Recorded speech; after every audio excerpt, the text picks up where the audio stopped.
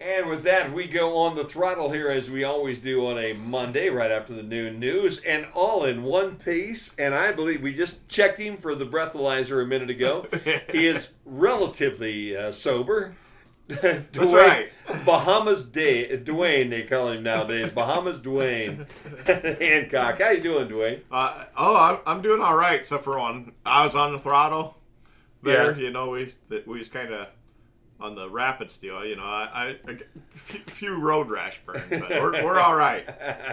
Got upside down. You know, it's just like racing. You get upside down. You know, get a few bumps and bruises. Yeah, it's nothing new for a guy like you, for an old racer like you. Yeah, makes entertainment for it. I just entertained my customers that went. Good trip though. Looked like it was fun. Oh yeah. Nice. Very nice. Weather was good. It was. Heck of a storm. I know one thing. I wouldn't want to be there for a huge storm.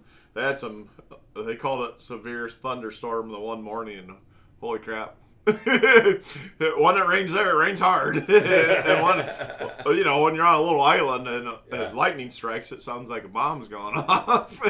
Yeah. So yeah, but no, it was pretty good. And met some racers from Minnesota. Really? Upper Minnesota that were Napa Auto Care centers that was there. Got talking to this one lady in the pool one day and her husband and some other of them were there, and they're all pavement late model racers up in upper Minnesota. So it was kind of cool. Got to meet them and talk to them, and now I think I should come up there and watch them race sometime. So you never know. May happen. That's going to be the next thing. They may be tuning in listening today, too. I don't know, because they thought it was pretty cool. Did a radio show and podcast and all that stuff, too. So, yeah, it was... See, even if when you go a deal like that, you meet racers. This guy knows about this. You go anywhere, you see racers. Nothing like a midget coming up behind you. Whoops. Jay Trissel sneaks in with us here on the throttle, and we had him scheduled, and we thought he was going to be here, but he gets out there and the entourage that he's got to go through. That's right. All of the autographs he had to sign, I'm sure, and all those kind of good things. You never can tell. We were wondering whether he's going to show up or not. All those endorsements he's signing, from. I would love to have that, but we'll keep talking about it. Maybe we can make it happen, Jay. That's right. That's right. Before it's all over and done with. So Jay Trissel joins us right now on the throttle as well. Jay's got a bunch of good stuff coming up, and but we're going to talk racing first of all with Mr. Trissel, because it's been a year, man. It has been way too long since you've been here, and it has been. There are so many things I'm sure that have been happening to you in the course of that year or two that we need a lot of catching up today, Jay. I'm like Hammy on steroids. There you go. It's been interesting, fellas. Once again, it's great to see you, Dwayne and Jim. Yeah. It's been a while, but. Yeah, we finally we got to debut the Camaro finally. Did you really? Yeah, we finally got the old girl out. Got to beat on her a little bit this year. Interesting stories. New car, get her out the first time, and I'm pretty sure Sherm Baker won't go to the track with me ever again because I put him through the rigmarole. Well, that's good for Sherm. It is good for Sherm. Give him something to do. Yeah. And actually on that. Since we're talking racing, he's actually been doing quite well again with the hot rod with his truck and stuff, and God bless him on that. Him and Cy's been doing a great job with his truck. They won Onondaga last month, and unfortunately, he broke a rocker arm Saturday. But it was a truck to beat. They got a bounty on him. Yeah, I'm gonna say I heard they had a bounty on him. And that's awesome when you get a bounty on you. Yes, that means you're doing really well when they put a bounty on him. And I heard they had a bounty on him, and that a guy collected it, but it's because Sherm broke. But I also heard the guy that collected it probably got to buy a new new ride too. It was actually they had videos of it, and the brake pedal broke or come off or something, and he ended up in the trees, broke his back. Wow, that's he's doing okay, but that's and that's kind of good at all. Yeah, the amount of speeds that these guys are getting is, on quote-unquote no prep is pretty interesting. And, Onondaga is an older track, and it doesn't have quite the shutdown as everything else. And I know Sherm said he was on the binders just as well. And it's like, yeah. And Sooner or later he's going to have to start pulling that chute whether he likes it or not. Right. Well, and I've heard they put a lot of money, or starting to put money in up there. They really doing good up there. I mean, the track surface is still it's not something that I really enjoy going down too much, but Sherm, whatever, that's his deal. But it is Jackie Sloan and a couple other people I guess bought that and took it over, and man, the crowds that are showing up for it's cool. Good. It's coming back because there's a lot of tracks, for instance, just like Milan. They're still in court. Who knows what's ever going to happen with that place? Yeah, it's shut down. So, and there's a lot of other small tracks around that we all went to that are they're not making it. So the support from all of us, and to be able to do that, it's cool to see again. Oh man, that is without a doubt. So tell us a little bit about your first adventure in that Chevy. In that Chevrolet. I got new friends. I was say, I think he's got a bow tie tattoo hidden on his sleeve. No strip searches. So we get the hot rod out for the first time, and we went up testing a week prior. We got the car done, and before the first race, we actually went up. There's a track rental up to 131, so we shook it down. But if I could have screwed up any more that day, it was awful. I mean, you could have swore I was a new kid on the block, never got out. It was just terrorizing. But we went out. My goodness, I'm sorry. Man, you're a popular guy right now. Right. Or you've always fans. It's either that or you've taken up playing the harmonica. They're listening on the radio telling them already. But it's an autograph. We got the car out, nipped the tires for the first time, okay, no big deal. So we go back, make some adjustments. And Richie from PRE, he's been a long-time friend. He's out of Michigan, and he's helped me win a championship. He's very good with setups. I mean, the guy, when it comes to this radio stuff, I think he's one of the best around, and he's one that's kind of hidden in a closet because nobody takes him what he has, I don't think, and he's got a lot to bring to the table. So we go back, make an adjustment. Next thing you know, the car's 2-3 foot in the air, riding a wheelie. It kind of took me by surprise, and I lifted, crashed the oil pan, smashed it. And I'm like, so we go back to the trailer. We put it up on the hoist. Next thing you know, we're siliconing it, duct taping it, beating the pan back together. It was just a mess. But by the end of the day,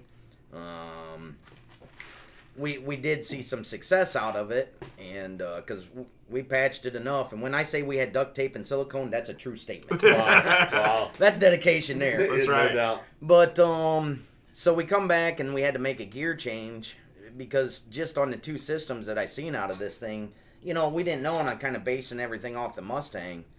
But with the new torque converter from Neil Chance, new transmission from JCR Transmissions out of Warren. I mean, everybody come together. I mean, the car's an old car, but everything else is brand new. Right. And I had Marty Marillet out of Wasion. He built me a brand new rear end for this, and just a gorgeous piece of work. And that floater. I mean, this car, you can't believe how well this thing pushes. I mean, is it a pro mod? Some people say, but I mean, it's still somewhat of a back half car to me. So what you're saying is, are you saying that the Camaro had more power than all those Fords? Dude. I will honestly say that this car was proven. This car's got so much history. I mean, it's had records, 10.5, the whole 9 yards. Yeah. But the car definitely it works, and it responds to everything we do. I mean, Dwayne, it's amazing. We make a shock adjustment, front or rear, and you can see it. You make a tune-up change, you see it. Every response that we gave this car. So we come back, I switch gears, had to build some new ski ramps to protect the oil pan. We ended up putting 45 pounds in the nose, and we went back up, and I ain't kidding you, right off the trailer, 105 60 foot. I'm like, wow. And we're not even trying yet. Right. I mean, we're not even trying. So we tested all day Thursday right prior of the week of the event, and then Friday was another test and tune, and then we got rooked in by Randy and the boys from New York and Detroit, and that was kind of unsuccessful, I will say. I unfortunately, we kept working with the tune-up, and we ran these guys at midnight for a little money on the side. And it happened to nip the tire because all of a sudden a tune-up come around, and instead of orange flames, we had blue flames, and that's when the tire nipped. So we went back and but we started turning on the third and fourth kit, and we've already got it on, and we went into Saturday and there was 37 cars, I think. It was a good turnout.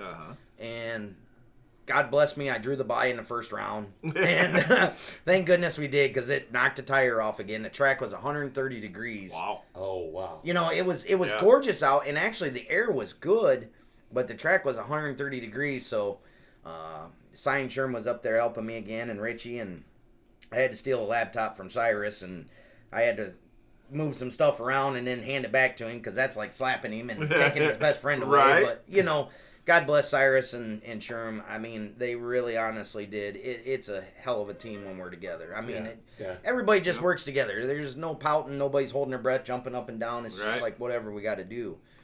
And, man, we started going round. After that, we got the car to stick, and then we started going rounds. And we stopped cranking it up and cranking it up.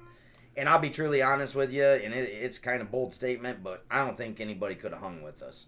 And the way we were picking up, and but unfortunately in the third or fourth round, the car went out, did its thing, and all of a sudden I heard the RPMs coming up, and I thought, holy moly, this third kit's a little upset. You know, it's kind of mean. And then the backfire come, and then the hood kind of imploded. Oh, no. I'm like, oh, boy, this ain't good. You seen dollars flying? Yeah. Bills just floating right out. Talking about making you pucker. Yeah, that's right. So we took it back and checked everything out, and not sure why. I mean, it had good part. The transmission was brand new, and Joe from JCR, I mean, nothing bad to say, nothing. It was a malfunctioning part, but it broke the hub. And unfortunately, we got knocked out, you know, but the car is going to be a player. And actually, we got to go get to training this week and, you know, back in. And I'm looking, I can't believe I'm saying it, but I'm thinking about going to Muncie with it. I'm there you go. Well, here we go again, you know. But the car was built for LDR, limited drag radial. And them boys are flying. I mean, they're 3 second 4 rows to really stay in the top 8, top 10. I mean, they're no joke. But I ain't going to lie. This car, I ain't going to say that it's going to go in the 3s, but for potentially, you know, 4 O's are not out of the question out of this thing. I mean, this car is pretty righteous. It's cool. Well, and what's neat, as I said, is it responds to everything you do, but it's like starting all over. Oh, dude, because you have no notebook on it, you know, and it's totally different than what you're used to. Well, I mean, a lot of people don't understand how much that means. I mean, and to do it in 22 hits. Yeah. I mean, and to even find that 60 foot like we did out of the gate. I mean, we literally left, and for people that don't understand, so we got nitrous, right? We got 4 stages, and I turn them on periodically as we go throughout the pass. So normally, like the Mustang, we would leave on a full 24 jet. So that's 175, 200 shot tops. This, we had to leave on 30% because the torque converter and everything's working differently, but the car is moving out. And the way Scotty and Pete ran the car, they didn't believe in separation in the rear end. So what that means is we're actually trying to make the rear end extend up high so it shoves all the weight to the nose so we don't do them wheelies and crash the oil pan, right? So everything that they knew, it didn't help us because we had to start all over. But then the second kit we bring in at like 0.75 seconds, and then the third we were at 1.3, and I think the fourth at 1.5.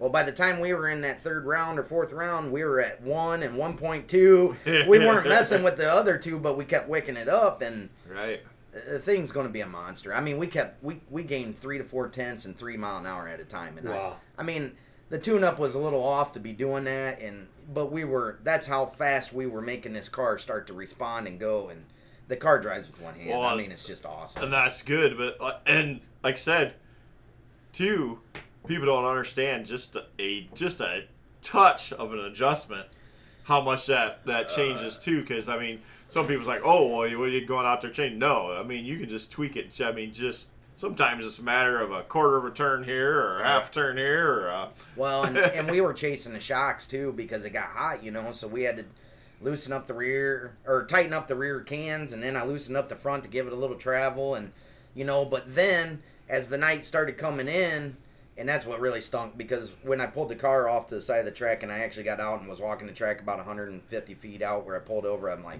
oh my God. It's like, this thing, you could throw the gauntlet at it, you know, and I'm like, oh.